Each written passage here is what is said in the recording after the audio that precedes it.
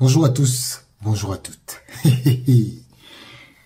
Aujourd'hui, j'ai beaucoup de choses à vous dire concernant déjà la réunion qui s'est passée au Premier ministère. Oui, bel et bien, le président de la FECAFOOT était au Premier ministère avec Rigobert Song. Oui, ils étaient là-bas.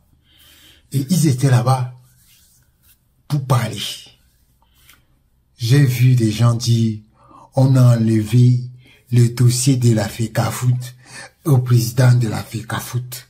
On a enlevé le dossier Et quand je vois les gens partager certaines informations, ça me fait honte. Donc, des médias qui ne sont pas au Cameroun ont plus d'informations que les médias camerounais. Peut-être que vous ne connaissez pas qui est le président de la FECAFOOT. Vous le voyez seulement comme ça. Donc vous voyez des gens aller défendre un dossier à la place du président de la FECAFOOT.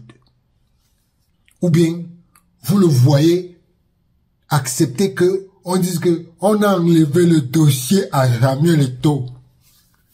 Même vous-même qui écrivez ça, quand vous écrivez ça, vous ne comprenez pas qu'il y a quelque chose qui ne va pas. Donc il y a quelque chose qui ne va pas.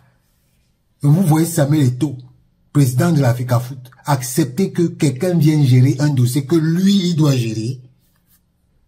Vous êtes normaux. Vous êtes normaux. Ok, continuez. Je vous lis un communiqué qui concerne une affaire dont on a parlé pendant la CAN. Communiqué numéro 14, FECAFOOT-SG-CDA-24.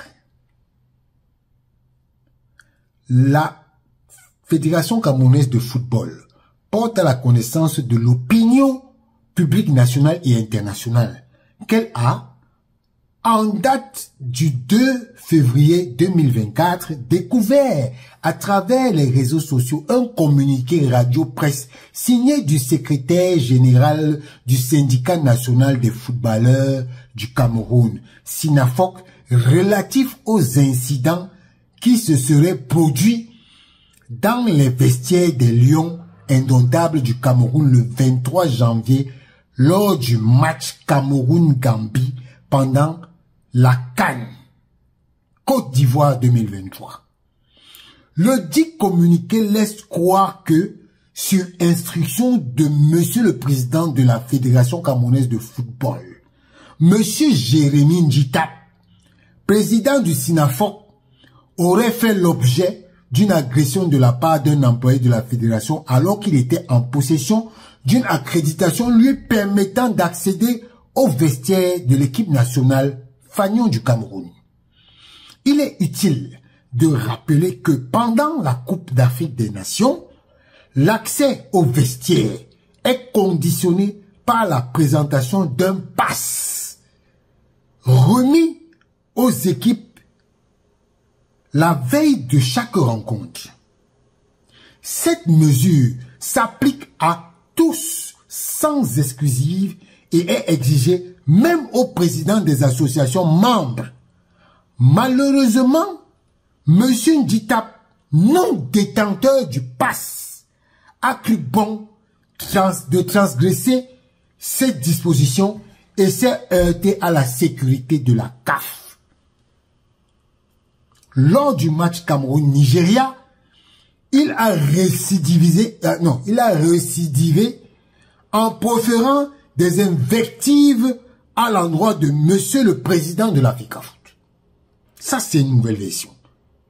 Je dis bien, lors du match Cameroun-Nigeria, il a récidivé en proférant des invectives à l'endroit de Monsieur le Président de la FECAFOOT. La FECAFOOT déplore ce comportement irresponsable qui a fortement terni l'image du Cameroun et des Lions indomptables. De ce fait, le président de la FECAFOOT, ayant constaté la manipulation de l'opinion sur la présentation des faits, a par correspondance du numéro 10, FECAFOOT PDT, SG, CDAG du 16 février 2024, saisit l'instance fêtière du football africain à effet de dénoncer et de rétablir des faits afin qu'elle en tire toutes conséquences qui s'imposent. Vous avez entendu, vous avez lu, vous avez ce que j'ai lu. Donc, M. Nditap manipule l'opinion en faisant croire que il avait toutes les accréditations. M. Nditap avait un pass. Il n'avait pas de pass. Il avait un badge. Cocan. Il était cocan. Donc, quand on vient vous raconter des histoires que M. Nditap avait un badge All Access, les gens qui sont All Access, même le président de la CAF n'a pas All Access. Je dis bien même le président de la CAF, il n'a pas All Access. Il a des accès où le président de la CAF ne peut pas accéder au vestiaire des équipes. Je dis bien le président de la CAF. Et M. Nditap vient nous dire que lui, il pouvait accéder partout en tant qu'invité. Et d'abord, vous avez vu, il n'était pas invité du président de la CAF. Il n'était pas invité. Il n'était ni légende.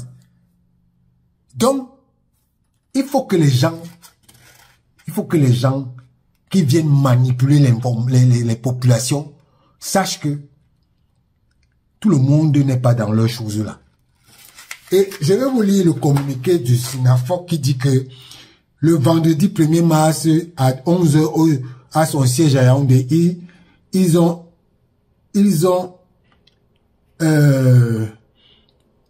organisent une rencontre avec la presse.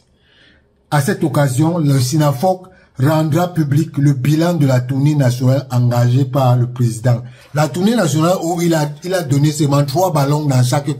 3 ballons. C'est la tournée des 3 ballons là. Et le président présentera le baromètre des salaires de Ligue 1 et Ligue 2 et la Guinée Super League. Mais M. Nditap, tout le monde connaît les salaires. Vous allez présenter les baromètres pour donner quoi? On sait qu'en Ligue 2, en Ligue 1, c'est 200 000. En Ligue 2, c'est 75 000. Et en Super League, en Guinée Super League, c'est 50 000. Vous allez venir informer les populations sur la base de quoi? Sur la base de quoi, M. Nditap? Il faut plutôt nous dire, ce jour-là, ce que vous avez fait des 1 million de dollars que vous recevez chaque année. Et pendant 8 ans, c'est ce que nous on attend. Parce qu'aujourd'hui, vous montez, vous descendez, vous voulez justifier l'argent que la FIFPro vous donne. M. Nditap, la gesticulation là, c'est terminé. Maintenant, vous allez gérer, vous allez gérer le SINAFOC comme nous on veut. Pas comme vous voulez. Voilà. Sur ce, je tenais juste à faire ce petit point pour vous faire comprendre que il y a beaucoup de manipulation. Beaucoup de manipulation. Faites attention. Il y a beaucoup de manipulation en ce moment. Et sachez que la Fédération camerounaise de football est gérée de main de maître par Samuel Eto'o. Il n'y a personne qui va venir lui dire que on a enlevé le dossier de tel. On a enlevé le dossier de tel. Vous serez surpris. Vous serez surpris. Ciao.